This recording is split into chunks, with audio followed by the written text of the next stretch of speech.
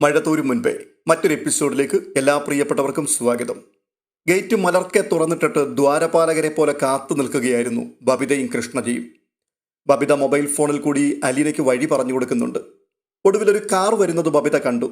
അത് സ്റ്റാൻലി പപ്പയുടെ കാറാണെന്ന് അവൾക്ക് മനസ്സിലായി. ഗേറ്റിന് മുൻപിൽ നിന്ന് ബബിത കാറിന് നേർക്ക് കൈവീശി കാണിച്ചു. അലീനയുടെ കാർ സാവധാനം വന്ന് ഗേറ്റിന് മുൻപിൽ നിന്നു. കാറിന്റെ ചില്ലുകൾ താഴ്ന്നു. അപ്പോൾ ബബിത നിർദ്ദേശിക്കുകയാണ്, അകത്തോട്ട് കയറ്റിയിട്. അലീന വീടുമുറ്റത്തേക്ക് കാർ ഓടിച്ചു കയറ്റി. അവൾ ഇറങ്ങും മുമ്പേ കൃഷ്ണജയും ബബിതയും കൂടി ഓടി വന്നു ഡോർ തുറന്നു. ബബിത ചോദിക്കുകയാണ്, എന്താ അലീന ചേച്ചി ഇത്രയും വൈകിപ്പോയത്? അമ്മ ഇപ്പം ഇനി എത്തും. അലീന ഇറങ്ങിയ ഉടനെ കൃഷ്ണജയുടെ കൈ പിടിച്ച് വലിച്ചു മാറ്റി നിർത്തി. എന്നിട്ട് പറയുകയാണ്, നിന്നെ ഒന്ന് കാണട്ടടി മോളെ. കൃഷ്ണജയ്ക്ക് നാണവും ചിരിയും കൂടിക്കലർന്നു വന്നു. ഓ, എന്നെ കണ്ടിട്ടില്ലായിരിക്കും അല്ലേ? ഇപ്പൊ വലിയ പുതുമ. എത്ര നാളായി, ഞാനിവളെ ഒന്ന് കെട്ടിപ്പിടിക്കട്ടെ. അതും പറഞ്ഞ് അലീന അവളെ ആശ്ലേഷിച്ചു. നെറ്റിയിലൊരു ചുംബനവും നൽകി. അപ്പോൾ ബബിത, റോഡേ കൂടെ പോകുന്നവരൊക്കെ കാണുവേ പ്രേമലീല, ഗേറ്റ് തുറന്നു കിടക്കുക. നിനക്ക് കുശുമ്പ് വന്നു, എനിക്കറിയാം. ഓ, അതൊക്കെ പണ്ട്. ഇപ്പം എനിക്കറിയാം എനിക്ക് കിട്ടാനുള്ളത് എപ്പോഴായാലും കിട്ടുമെന്ന്. എന്തായാലും കയറി വാ അലീന ചേച്ചി, ഇനി അരമണിക്കൂറേ ഉള്ളൂ. വരാൻ കണ്ടൊരു നേരം. ബബിത അവളെ പിടിച്ചു വലിച്ചുകൊണ്ട് നേരെ കിച്ചണിലേക്ക് പോയി. അവൾ പെട്ടെന്ന് ചായ ഇടുവാനുള്ള പണി തുടങ്ങി. ഇവിടം വരെ വന്നിട്ട് ഒരു ചായ പോലും തരാൻ പറ്റിയില്ലെന്ന് വെച്ചാൽ അത് വലിയ കഷ്ടമല്ലേ? എടി, എനിക്കൊന്നും വേണ്ട, കുറച്ച് കഴിയുമ്പോൾ വേണമെന്ന് തോന്നും. അലീന അവളുടെ കൈ പിടിച്ച് പിന്നിലേക്ക് വലിച്ചു. ബബിത അലീനയ്ക്ക് അഭിമുഖമായി നിന്നു.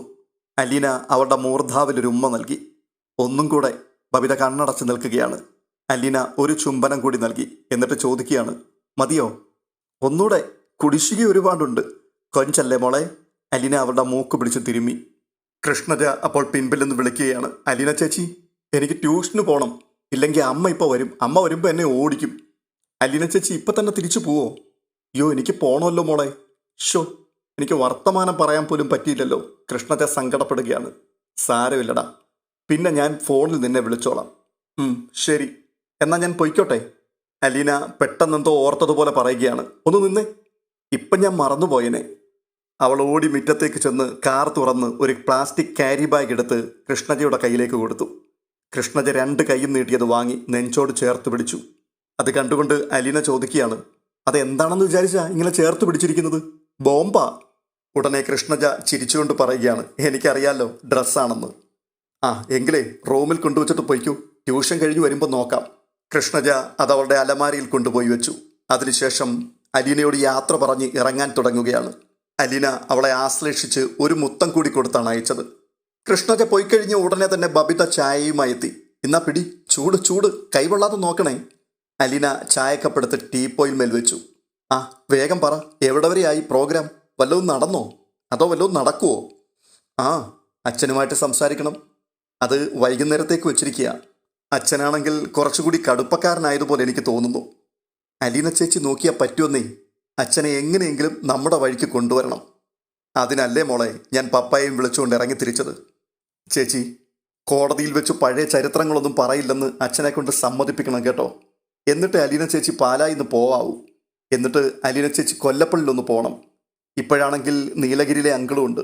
എല്ലാവരും കൂടി ഉള്ളപ്പോഴല്ലേ ഇതിനൊക്കെ ഒരു പരിഹാരം കാണാൻ പറ്റുള്ളൂ. അമ്മയുടെ കാര്യം ഓർക്കുമ്പോൾ എനിക്കിപ്പോൾ ഭയങ്കര സങ്കടം തോന്നുന്നുണ്ട്. എല്ലാവരും കൂടി അമ്മയെ പറ്റിച്ചു. അമ്മ മാത്രം ഒന്നും അറിയാതെ വിഡ്ഢിവേഷം കെട്ടി അഭിനയിക്കുക. പക്ഷേ അമ്മ ഇതൊക്കെ അറിയുമ്പോൾ എന്തായി തീരുമെന്നാണ് എൻ്റെ ഭയം. കിച്ചണിലെ സ്ലാബിലിരുന്ന് ബബിതയുടെ ഫോൺ ശബ്ദിച്ചു. ബബിത ഓടിച്ചൊന്ന് ഫോൺ എടുത്തു. ഡിസ്പ്ലേയിൽ അമ്മ എന്ന പേർ കണ്ടപ്പോൾ ബബിത പറയുകയാണ്, 100 ആയുസ്സാണ്. അവൾ ഫോൺ അറ്റൻഡ് ചെയ്തു. ബബിതേ, നീ വീട്ടിലുണ്ടോ? അമ്മേ ഉണ്ട്. കൃഷ്ണമോൾ ട്യൂഷന് പോയോ? പോയി. അമ്മ എവിടെയാ? ഞാൻ വന്നുകൊണ്ടിരിക്കുക. ഓക്കെ. ബബിത ഫോൺ വെച്ചു. എന്നിട്ട് അലീനയെ നോക്കി. അലീനയ്ക്ക് കാര്യം മനസ്സിലായി. അവൾ പറയുകയാണ്, ഞാൻ പൊയ്ക്കൊള്ളാം മോളെ. കോത്തി തീരെ കാണാൻ പോലും ഒന്നും പറ്റിയില്ലല്ലോ അലീന ചേച്ചി. സാരമില്ലടി, ഞാൻ പിന്നെ വരാം. അവർ രണ്ടുപേരും പൂമുഖത്തെത്തി. പോട്ടേടി, നിന്നെ ഞാൻ രാത്രി വിളിച്ചോളാം കേട്ടോ. ഉവ്വെന്ന് ബബിത തലയാട്ടി. അലീന കാറിൽ കയറാനായി ഡോർ തുറന്നതും വൈജയന്തിയുടെ കാർ റോഡിൽ നിന്നും തിരിഞ്ഞ് ഗേറ്റിലേക്ക് കടന്നു വന്നു. വൈജയന്തി കാർ നിർത്തിയിട്ട് അലീനയെ ഒന്ന് നോക്കി. അലീന കാറിൽ കയറണോ അവിടെ നിൽക്കണോ എന്നറിയാതെ ഒരു നിമിഷം ഒന്ന് പതറി. വൈജയന്തിക്ക് തൻ്റെ കണ്ണിലെ കാഴ്ചയുമായി ഒട്ടും പൊരുത്തപ്പെടുവാൻ കഴിഞ്ഞില്ല. തൻ്റെ അടുക്കളയിൽ വേലക്കാരിയായി നിന്നവളാണ് കൺമുൻപിൽ. പക്ഷേ അവളല്ല ഇത്. അടിമുടി ഒരു മാറ്റം സംഭവിച്ചിരിക്കുന്നു. അനുഭവങ്ങളിലൂടെ വളർന്നു വികസിച്ച് പക്വതയും ആർജവവും നേടിയെടുത്ത ഉള്ളുറച്ച കുലീന യുവതിയെപ്പോലെ തോന്നിച്ചു. വൈജയന്തിയുടെ കണ്ണുകൾ അലീനയുടെ ആടയാഭരണങ്ങളെ അളന്നു തൂക്കി. വിലപിടിച്ച വസ്ത്രങ്ങളായിരുന്നില്ല അവളുടേത്. പക്ഷേ അവയുടെ ലാളിത്യവും ഭംഗിയും നിറവും ഒത്തുചേർന്ന് അവളുടെ രൂപസൗകുമാര്യത്തിന് മാറ്റുകൂട്ടി. ഒരു ഗോൾഡ് ചെയിൻ, സ്റ്റഡ്സ്, ഒഴുക്കൻ മട്ടിലുള്ള ഒരു വള, ഒരു മോതിരം, ഇതിലൊതുങ്ങി ആഭരണങ്ങൾ. എങ്കിലും അവൾ ഏതോ ധനിക കുടുംബത്തിൽ നിന്ന് വരുന്ന പ്രൗഢ തരുണിയെ അനുസ്മരിപ്പിച്ചു. കാറിനുള്ളിൽ വേറെ ആരെങ്കിലും ഉണ്ടോ എന്ന് വൈജയന്തി നോക്കി. ആരെയും കണ്ടില്ല. കാറിന്റെ സ്വിച്ച് കീ അലീനയുടെ കയ്യിലിരിക്കുന്നത് അവൾ ശ്രദ്ധിച്ചു. പെട്ടെന്ന് അവരുടെ ചിന്തകൾ അഴുക്കുചാലിലേക്ക് വീഴുകയാണ്. തന്റെ അടുക്കളയിലെ എച്ചിൽ പാത്രം കഴുകുന്ന ഇടത്തു നിന്ന് ഇപ്പോൾ ഈ വിലപിടിച്ച കാറിന്റെ സ്വിച്ച് കീയുമായി നിൽക്കുന്നതിലേക്കുള്ള ദൂരത്തിനിടയിൽ നിന്ദ്യവും നിഗൂഢവുമായ ചില രഹസ്യാചാരങ്ങൾ ഉണ്ടായിട്ടുണ്ടെന്ന് വൈജയന്തി ഉറപ്പിച്ചു. ഇതൊരിക്കലും സ്വാഭാവിക വളർച്ചയല്ല. നാടുവിട്ടുപോയ നിർധനയായ പെൺകുട്ടി 1-2 വർഷത്തിനു ശേഷം അതിസമ്പന്നയായി തിരിച്ചു വരുന്നത് പോലുള്ളൊരു ദുരൂഹത. ഇവളോട് ഒന്ന് സംസാരിക്കണോ?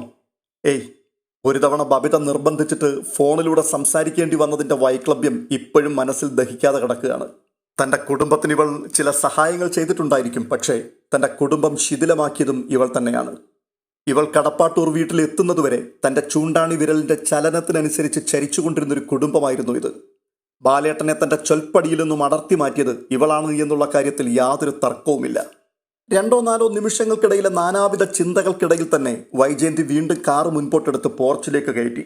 ഡോർ തുറന്ന് പുറത്തിറങ്ങി. അലീന അങ്ങനെ തന്നെ നിൽക്കുകയായിരുന്നു. കാറിൽ നിന്നും ഇറങ്ങി വന്ന വൈജയന്തി അവളെ ഒന്നുകൂടി നോക്കി. മൂക്കിന് മീതയ്ക്ക് അല്പം ഇറങ്ങിയിരുന്ന കണ്ണട ഇടത് കൈയിലെ ചൂണ്ടുവിരൽ കൊണ്ട് ശരിയായി ഉറപ്പിച്ചു. അലീന പ്രതീക്ഷയോടെ വൈജയന്തിയെ നോക്കി നിൽക്കുകയാണ്. തൻ്റെ അമ്മയാണത്. ഒരു വാക്കെങ്കിലും തന്നോട് സംസാരിക്കും. ഒരുപക്ഷെ പണ്ട് വീട്ടുവേലയ്ക്ക് നിന്ന ഒരു സാധാരണ വീട്ടുജോലിക്കാരിയെ ഓർക്കാപ്പുറത്ത് കണ്ടുമുട്ടിയാൽ ചോദിക്കാവുന്ന ഒരു ചോദ്യമെങ്കിലും. നീ ഇപ്പോൾ എവിടെയാണ്? അതുമല്ലെങ്കിൽ നിനക്ക് സുഖമാണോ? അങ്ങനെ എന്തെങ്കിലും. പക്ഷെ ഒന്നും ഉണ്ടായില്ല. വൈജയന്തി സിറ്റൗട്ടിലേക്ക് കയറിപ്പോയി. പിന്നെ ഹാളിലേക്കും. ബബിത വേഗം അലീനയുടെ അടുത്തേക്ക് ഓടി വന്നു. അലീനയുടെ കണ്ണുകൾ നിറഞ്ഞിരിക്കുന്നത് കണ്ട് തോളത്ത് ചെറുതായ ഒരു അടി കൊടുത്തു. എന്നിട്ട് ചോദിക്കുകയാണ്, ഏയ്, എന്താ പറ്റിയത്? ഒന്നുമില്ലെന്ന് അലീന മുഖമനക്കി. അപ്പോൾ ബബിത പറയുകയാണ്, അമ്മ ദേഷ്യപ്പെട്ടില്ലല്ലോ. ഈ വീട്ടിൽ കയറി വരാൻ നിനക്ക് ധൈര്യമായോടി എന്ന് ചോദിച്ചില്ലല്ലോ. ഇതെന്റെ വീടാണ്, കടക്ക് പുറത്ത് എന്ന് ആട്ടിയിറക്കിയില്ലല്ലോ. അതിൽ സന്തോഷിക്കുകയല്ലേ വേണ്ടത്? ആ ശരിയാ. എന്നാലും ഉടനെ അകത്തു നിന്നും വൈജയന്തിയുടെ വിളി വന്നു, ബബിതേ. ബബിത വിളി കേട്ടുകൊണ്ട്, ദേ അമ്മ വിളിക്കുന്നു, ചേച്ചി ഇനി നിൽക്കണ്ട, പൊയ്ക്കോ. ഇത് പറഞ്ഞ് അലീനയെ കാറിൽ കയറ്റി. കാറ് സ്റ്റാർട്ടാക്കിയിട്ട് ചില്ല് താഴ്ത്തി ബബിതയോട് അവൾ യാത്ര പറഞ്ഞു. ബബിത കൈ ചുരുട്ടി തൻ്റെ തള്ളവിരൽ ഉയർത്തിക്കാട്ടി. അപ്പോൾ എല്ലാം പറഞ്ഞതുപോലെ. അലീന മുറ്റത്തിട്ട് കാർ തിരിച്ച് ഗേറ്റ് കടന്ന് റോഡിലിറങ്ങി. ബബിത ഗേറ്റ് വരെ ചെന്ന് അലീനയുടെ കാർ കണ്ണിൽ നിന്നും മറയുന്നത് വരെ നോക്കി നിന്നു. അതിനുശേഷം ഗേറ്റ് അടച്ച് തിരികെ പോന്നു. വൈജയന്തി വാതിലിൽ കാത്തു നിൽപ്പുണ്ടായിരുന്നു. ബബിത മടങ്ങിയെത്തിയപ്പോൾ അവർ ചോദിക്കുകയാണ്, അവൾ എന്തിനാ വന്നത്? എന്നെയും കൃഷ്ണമോളെയും കാണാൻ. ഓഹോ, അതോ ഇനിയും പത്രാസ് കാണിക്കാനാണോ? എൻ്റെ അമ്മ അലീന ചേച്ചി ശരിക്കും പത്രാസ് കാണിച്ചാൽ അമ്മ ഞെട്ടിപ്പോവും. പിന്നെന്തിനാ അവൾ വലിയ കാറൊക്കെ എടുത്തുകൊണ്ട് വന്നത്? അവൾക്കിപ്പോൾ അതൊക്കെ ഉണ്ടെന്ന് കാണിക്കാൻ വേണ്ടിയല്ലേ? അത് സ്റ്റാൻലി പപ്പയുടെ കാറാണ്. ജോലിക്കാരിക്ക് സ്വന്തം കാറ് കൊടുത്തു വിട്ട ആളും കൊള്ളാം. ഞാനൊന്നും പറയുന്നില്ല.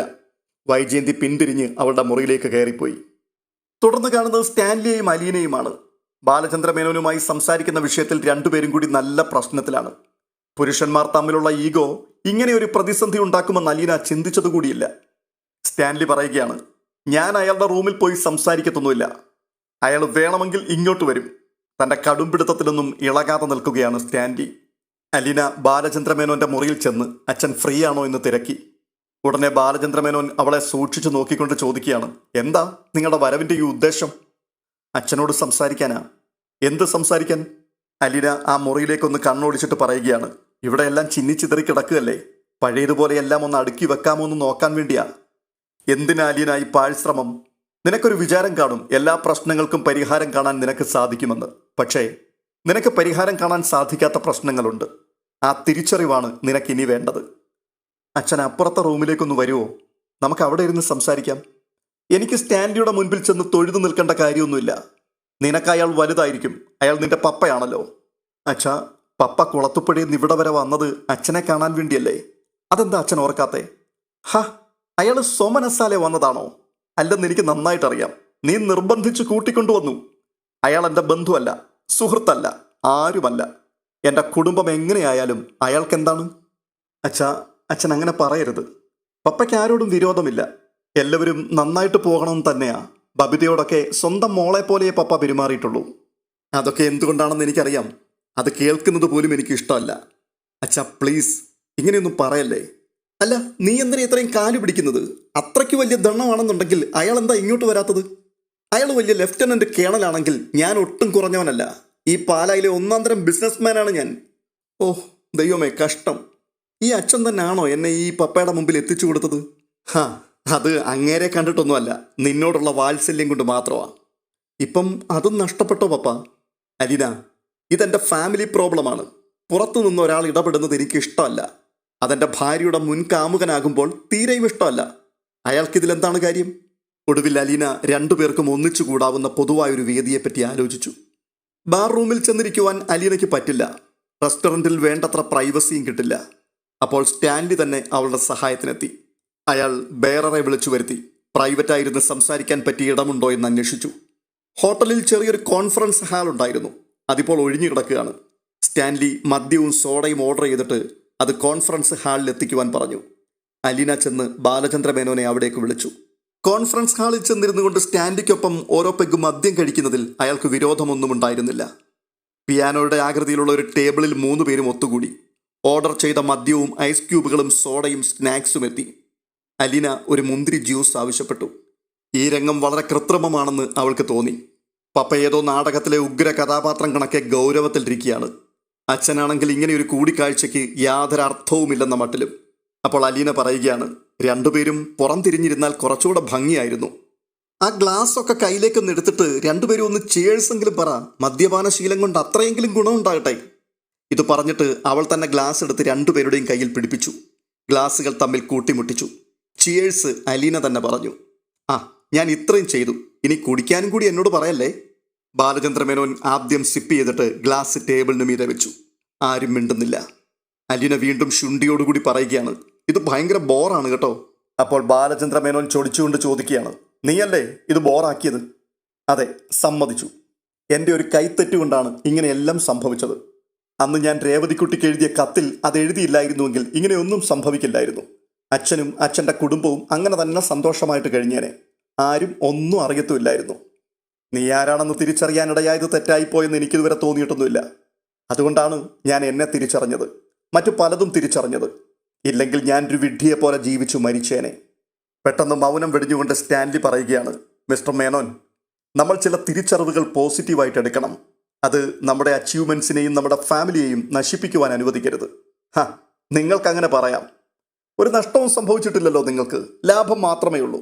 നിങ്ങൾക്ക് അവസാനം ഒരു മകളെയും കിട്ടി. മിസ്റ്റർ മേനോനാണ് അവളെ എനിക്ക് തന്നത്. ആ ഒരു നന്ദിയുടെ പേരിൽ മാത്രമാണ് ഇപ്പോൾ നിങ്ങളെ കാണാൻ ഞാൻ വന്നതും. ഞാൻ എങ്ങനെയാണ് കുളത്തുപുഴയിൽ ജീവിച്ചിരുന്നതെന്ന് നിങ്ങൾ വന്ന് കണ്ടിട്ടുണ്ടല്ലോ. നിങ്ങളെക്കാളും ഒട്ടും സന്തുഷ്ടനായിരുന്നില്ല ഞാനും.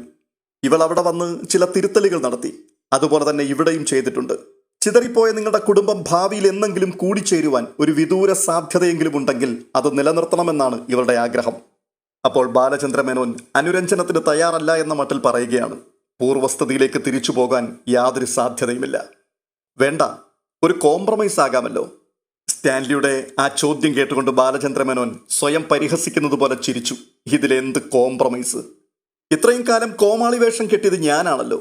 എനിക്കത് അഴിച്ചു വെക്കണം. അത് കോടതിയിൽ വെച്ച് അഴിക്കണോ എന്നുള്ളതാണ് സംശയം.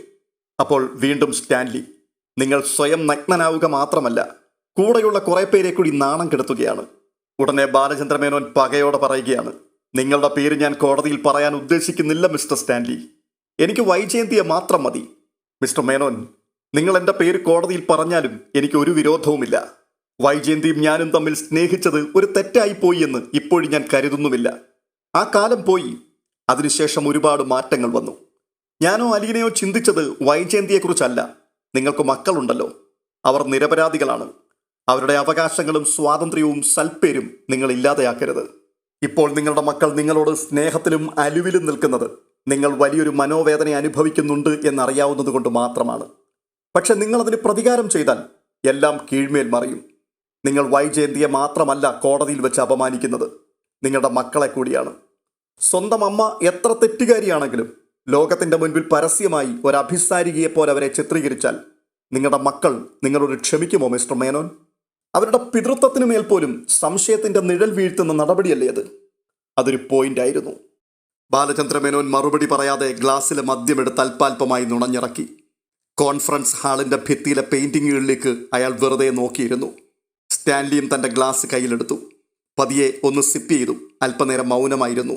എന്നിട്ട് വീണ്ടും പറയുകയാണ്, എനിക്ക് ഇത്ര പോലും ഇതിലിടപെടേണ്ട കാര്യമില്ല. കാരണം എനിക്കിതിൽ യാതൊരു സ്ഥാപിത താല്പര്യവുമില്ല. ഇവിടെ നിങ്ങളുടെ ഫാമിലിയിൽ എന്ത് സംഭവിച്ചാലും അതെന്നെ ഒരു തരത്തിലും ബാധിക്കാനും പോകുന്നില്ല. ഞാനിവിടെ നിങ്ങളെ കാണാനാണ് വന്നത്.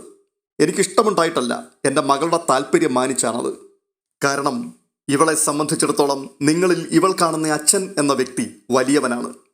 ഇവളെ പ്രസവിച്ച അമ്മയും ഇവൾക്ക് വലുതാണ്. നിങ്ങളുടെ 3 മക്കളും അത്ര തന്നെ വേണ്ടപ്പെട്ടവരാണ് ഇവൾക്ക്. ബാലചന്ദ്രമേനോന്റെ മുഖത്ത് അസ്വസ്ഥത പ്രകടമായി. സ്റ്റാൻലി ഒഴിഞ്ഞ ഗ്ലാസ് മേശപ്പുറത്തേക്ക് വെച്ചു. ഓക്കെ, ഇനി നിങ്ങൾ സംസാരിക്ക്. എനിക്ക് പറയാനുള്ളത് കഴിഞ്ഞു. സ്റ്റാൻലി എഴുന്നേറ്റ് നടന്നു. അപ്പോൾ അലീന ചോദിക്കുകയാണ്, പപ്പ പോവാണോ? ആ, ഞാൻ റൂമിലുണ്ടാവും. ഇവിടെ ഇനി എനിക്കൊന്നും ചെയ്യാനില്ല.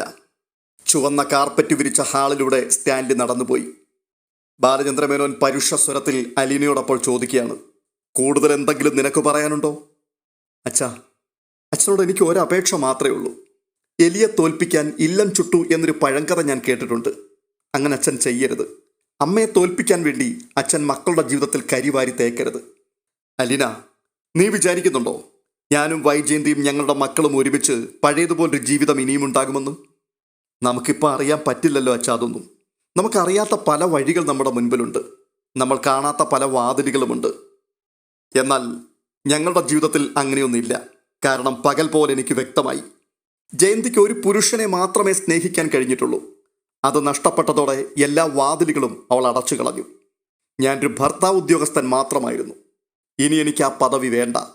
22 വർഷക്കാലം ഞാൻ അണിഞ്ഞു നടന്ന ആ വേഷം ഞാനിപ്പോൾ അങ്ങേയറ്റം വെറുക്കുകയാണ്. അതിനെ കാൽ കീഴിട്ട് ഞാൻ ചവിട്ടി അരയ്ക്കുകയാണ്. അതിനെ നിന്ദിച്ചുകൊണ്ട് കാറി തുപ്പുകയാണ്. അത് പറയുമ്പോൾ വെറുപ്പും പകയും മുഴുവനും അയാളുടെ മുഖത്ത് പ്രകടമായി. അലീന മെല്ലെ അയാളുടെ കൈത്തലം ഗ്രഹിച്ചു. അച്ഛാ, അച്ഛന് നല്ല ധൈര്യം ഉണ്ടായിരുന്നല്ലോ. ദേഷ്യം കൊണ്ട് അച്ഛൻ്റെ കൈ വിറയ്ക്കുന്നുണ്ട്. അച്ഛനിങ്ങനെ പതറി ഞാൻ കണ്ടിട്ടേ ഇല്ല. ഞാൻ ജീവിക്കുന്ന ജീവിതം എന്താണെന്ന് നിനക്ക് മനസ്സിലാവില്ല മോളെ. നീ ഒരു പെണ്ണായി ജനിച്ചു പോയതുകൊണ്ട് പുരുഷന്റെ മനസ്സിലെ ആഴവും പരപ്പും നിനക്ക് ഒരിക്കലും ഊഹിക്കാൻ പോലും പറ്റില്ല. അച്ഛാ, സ്വന്തം ഭാര്യയെ കോടതിയിൽ തൊലിയുരിച്ച് കാണിച്ചാൽ അച്ഛന് മനഃശാന്തി കിട്ടുമോ? അലീന, 22 വർഷത്തിന് ശേഷം ഞാൻ ആദ്യമായി അവളുടെ മുൻപിൽ ജയിക്കും. അവൾ ആദ്യമായി എൻ്റെ മുൻപിൽ തോൽക്കും. പിന്നെ ജീവിതത്തിൽ ഒരിക്കലും അവൾക്ക് ജയിക്കാൻ സാധ്യമല്ല. അപ്പോൾ അലീന പറയുകയാണ്, അങ്ങനെയാണെങ്കിൽ തോൽക്കാൻ വേറെയും ചിലരെ ഉണ്ടാവും അച്ഛാ. രോഹിത്തും ബബിതയും കൃഷ്ണമോളും. അവർക്ക് പിന്നീട് ഒരിക്കലും അവരുടെ തല ഉയർത്തിപ്പിടിച്ച് നടക്കാൻ പറ്റില്ല. അവരുടെ മനസ്സിടിഞ്ഞ് താണുപോകും. ആളുകളുടെ മുൻപിൽ അവർ പരിഹസിക്കപ്പെടും. അവർക്ക് നാളെ ഒരു കല്യാണാലോചന വരുമ്പോൾ അച്ഛൻ കോടതിയിൽ പറഞ്ഞ കഥയൊക്കെ വിളമ്പുവാൻ ആ സമയത്ത് ആളുണ്ടാവും. എല്ലായിടത്തും അവർ ഒരടി പുറകിലായി പോവും. അവരൊരു തെറ്റും ചെയ്തിട്ടില്ല അച്ഛാ. ബാലചന്ദ്രൻ മിണ്ടിയില്ല. താനിപ്പോൾ പറഞ്ഞത് അച്ഛൻ്റെ മനസ്സിലൽപ്പം ചലനമുണ്ടാക്കിയിട്ടുണ്ടെന്ന് അലീനയ്ക്ക് തോന്നി. അവൾ ചോദിക്കുകയാണ്, അച്ഛൻ പറഞ്ഞതെല്ലാം സത്യമാണ്, ഒക്കെ ഞാൻ സമ്മതിക്കുന്നു. അച്ഛൻ്റെ മനസ്സിലെ പദ്ധതിയിൽ ഒരു ചെറിയ തിരുത്തു വരുത്തിക്കൂടെ? കോടതിയിൽ വെച്ചുള്ള പ്രതികാരം അച്ഛൻ ഒഴിവാക്കാൻ പറ്റുമോ? ബാലചന്ദ്രൻ വീണ്ടും നിശബ്ദനായിരിക്കുകയാണ്. സമയം കടന്നുപോയിക്കൊണ്ടേയിരുന്നു. ഇതിനിടയിൽ ബെയറർ വന്ന് എന്തെങ്കിലും വേണോ കുടിക്കാനെന്ന് ചോദിച്ചിട്ട് പോയി.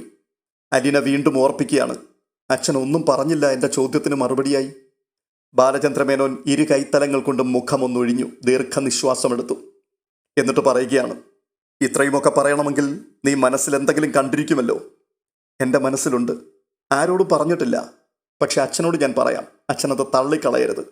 അതെൻ്റെ ഒരു അപേക്ഷയാണ്. ആ, നീ പറയ്, ഞാൻ കേൾക്കട്ടെ. അച്ഛന് പറയാനുള്ളതെല്ലാം കണക്ക് തീർത്ത് തന്നെ പറയാം. കോടതിയാണ് എന്ന് തന്നെ കരുതാം. ഒരു കുടുംബ സദസ്സ്. അതിൻ്റെ വലിപ്പം എത്ര വേണമെന്ന് അച്ഛന് തന്നെ തീരുമാനിക്കാം.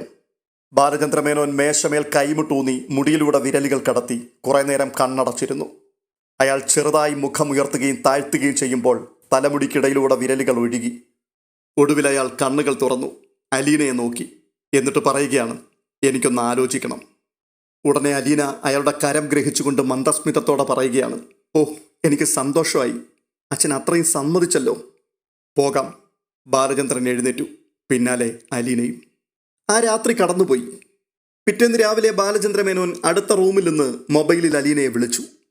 പപ്പ, അച്ഛൻ വിളിക്കുന്നു, ഞാൻ ഒന്ന് പോയിട്ട് വരട്ടെ. ഷേവ് ചെയ്തുകൊണ്ടുവന്ന സ്റ്റാൻലി കണ്ണാടിയിലൂടെ നോക്കിക്കൊണ്ട് തലയാട്ടി. അലീന ബാലചന്ദ്രമേനോന്റെ റൂമിൽ ചെന്നു. ഗുഡ് മോർണിംഗ് അച്ഛാ. ആ, ഗുഡ് മോർണിംഗ്. ബാലചന്ദ്രമേനോന്റെ മുഖത്ത് അസാധാരണമായൊരു ഗൗരവം തങ്ങി നിന്നു. അയാൾ പറയുകയാണ്, നീ ഇന്നലെ പറഞ്ഞതിനെപ്പറ്റിയെല്ലാം ഞാൻ ഒത്തിരി ആലോചിച്ചു. നീ മുൻപോട്ട് വെച്ച ഭേദഗതി അത് ഞാൻ സ്വീകരിക്കുകയാണ്. കുട്ടികളെ ഓർത്തു മാത്രം കോടതിയിൽ ഞാൻ പരസ്യമായി ഒന്നും പറയുന്നില്ല. പകരം കൊല്ലപ്പള്ളിയിൽ ഒരു കുടുംബയോഗം കൂടണം. ഞാനും എൻ്റെ ബന്ധുക്കളും ഉണ്ടാവും. ജയന്തിയും അവളുടെ റിലേറ്റീവ്സും. 4, 3, 7 എന്നൊരു കണക്കല്ല ഞാൻ ഉദ്ദേശിക്കുന്നത്. എനിക്കറിയാം കൊച്ചച്ഛന്മാരും അമ്മാവന്മാരും ചെറിയമ്മമാരും അവരുടെ മക്കളുമടക്കം കൊല്ലപ്പള്ളി കൈതക്കൽ മാളിക വീട്ടുകാരുടെ ബന്ധുബലം എത്രത്തോളം വരുമെന്ന്. എന്ത് കാരണം പറഞ്ഞിട്ടായാലും അവരെ എല്ലാം വിളിച്ചു വരുത്തിയിരിക്കണം. അവളുടെ 3 ആങ്ങളമാരും അവരുടെ മക്കളും ബബിതയും രോഹിത്തും കൃഷ്ണമോളും. ഞാൻ ലിസ്റ്റ് തരാം. അലീന തലയാട്ടിക്കൊണ്ട് മൂളി കേട്ടു. ഒത്തുകൂടുവാൻ പറ്റുന്നൊരു ദിവസം നീ അവരോട് തന്നെ തീരുമാനിക്കാൻ പറയും. ഒരാഴ്ചക്കുള്ളിൽ സംഗതി നടന്നിരിക്കണം. പിന്നെ മറ്റൊരു കാര്യം, ഞാൻ പറയാതെ ഒരു സംഗതിയും ജയന്തി അറിയാൻ പാടില്ല. മുൻകൂട്ടി ആരെങ്കിലും പറഞ്ഞിട്ടുണ്ടെന്ന് എനിക്ക് സംശയം തോന്നിയാൽ പിന്നെ കോടതിയിലായിരിക്കും അടുത്ത വിചാരണ. അപ്പോൾ അലീന, അച്ഛാ, അവരീ വ്യവസ്ഥകൾക്ക് തയ്യാറാണോ എന്ന് ചോദിക്കണം. എന്നിട്ടല്ലേ തീരുമാനം എടുക്കാൻ പറ്റൂ. അവരോട് ചോദിക്കാനൊന്നുമില്ല. ഇങ്ങനെ വേണമെന്ന് ആവശ്യപ്പെട്ടാൽ മാത്രം മതി. ഒരു എതിർപ്പും കൂടാതെ സമ്മതിക്കും. ഡേറ്റ് മാത്രമേ തീരുമാനിക്കാനുണ്ടാവൂ. അലീന ആശ്വാസത്തോടെ പറയുകയാണ്. ഞാൻ തന്നെ ചെന്ന് സംസാരിക്കാം അച്ഛാ. നിന്റെ മുഖത്തെന്താ ഒരു തൃപ്തിയില്ലാത്തതുപോലെ? ഒരു തൃപ്തിക്കുറവുമില്ല അച്ഛാ, സന്തോഷമേ ഉള്ളൂ. അച്ഛൻ സ്വയം തിരുത്താനുള്ള സന്മനസ് കാണിച്ചല്ലോ, അതിലുള്ള സന്തോഷം. അലീന പുറത്തേക്കിറങ്ങി. അവൾ റൂമിൽ മടങ്ങി ചെന്നപ്പോൾ സ്റ്റാൻലി ചോദിക്കുകയാണ്, അയാൾ എന്തു പറയുന്നു? കടുംപിടുത്തത്തിന് എന്തെങ്കിലും അയവുണ്ടോ? അലീന എല്ലാ കാര്യവും വിശദമായി സ്റ്റാൻലിയോട് പറഞ്ഞു. അപ്പോൾ അയാൾ ചോദിക്കുകയാണ്, നീ തന്നെ കൊല്ലപ്പള്ളിക്ക് പോണോ? ഫോണിൽ വിളിച്ച് സംസാരിക്കുന്നതല്ലേ നല്ലത്? പോരാ പപ്പ, എനിക്ക് അവിടെ ഒന്ന് പോകണം. മുത്തശ്ശിയെ ഒന്ന് കാണണം. മാത്രമല്ല ഫോണിൽ കൂടി സംസാരിച്ചാൽ ശരിയാവില്ല. അമ്മയുടെ 2 ആങ്ങളമാരും അവിടെ ഉണ്ടല്ലോ, 2 പേരെയും ഒന്നിച്ചൊന്ന് കാണണം. നമുക്കിന്ന് തിരിച്ചു പോകേണ്ടതാണ്, ആ ഓർമ്മ വേണം. അലീന പെട്ടെന്ന് പോകാൻ ഒരുങ്ങി. ബ്രേക്ക്ഫാസ്റ്റ് കഴിച്ചിട്ട് പോയാൽ പോരെ? ഇല്ല, തിരിച്ചു വന്നിട്ട് ഞാൻ കഴിച്ചോളാം. ഇവിടുന്ന് 1/2 മണിക്കൂർ ദൂരമല്ലേ ഉള്ളൂ പപ്പ. നിനക്കറിയാമോ വീട്? ഞാനവിടെ കുറച്ചു കാലം താമസിച്ചതല്ലേ. കാറിൻ്റെ സ്വിച്ച് കീ എടുത്തുകൊണ്ട് അവൾ ഇറങ്ങി. രാവിലെ ആയതിനാൽ ട്രാഫിക് കുറവായിരുന്നു. 1/2 മണിക്കൂർ വേണ്ടി വന്നില്ല അലീനയ്ക്ക് കൊല്ലപ്പള്ളിയിലെത്താൻ. കൈതക്കൽ മാളിക വീട്ടിൽ തറവാടിൻ്റെ ഗേറ്റ് അടഞ്ഞു കിടക്കുകയായിരുന്നു. മുറ്റമടിച്ചു തീർത്ത ജോലിക്കാരി കാർ പോർച്ചിനപ്പുറത്തു നിന്നും ഓടി വന്നപ്പോഴേക്കും അലീന കാറിൽ നിന്നും ഇറങ്ങി ഗേറ്റ് തുറന്നു. തിരിച്ചവൾ കാറിൽ കയറി താൻ ജനിച്ചു വളരേണ്ടിയിരുന്ന തറവാടിൻ്റെ പൂമുഖത്തേക്ക് വണ്ടി ഓടിച്ചു കയറ്റി. ഈ എപ്പിസോഡ് ഇതോടുകൂടി പൂർണ്ണമാവുകയാണ്. ഈ വീഡിയോ നിങ്ങൾക്ക് ഇഷ്ടപ്പെട്ടിട്ടുണ്ടെങ്കിൽ ദയവായി ഒന്ന് ലൈക്ക് ചെയ്യുവാനും ഹൈപ്പ് ചെയ്യുവാനും നിങ്ങളുടെ അഭിപ്രായങ്ങൾ കമൻ്റായി രേഖപ്പെടുത്തുവാനും മറക്കരുത്. ചാനൽ ഇതുവരെയും സബ്സ്ക്രൈബ് ചെയ്തിട്ടില്ലാത്തവർ ഒന്ന് സബ്സ്ക്രൈബ് ചെയ്യുക. അടുത്ത വീഡിയോയിൽ വീണ്ടും കാണാം. അതുവരേക്കും ബൈ ബൈ.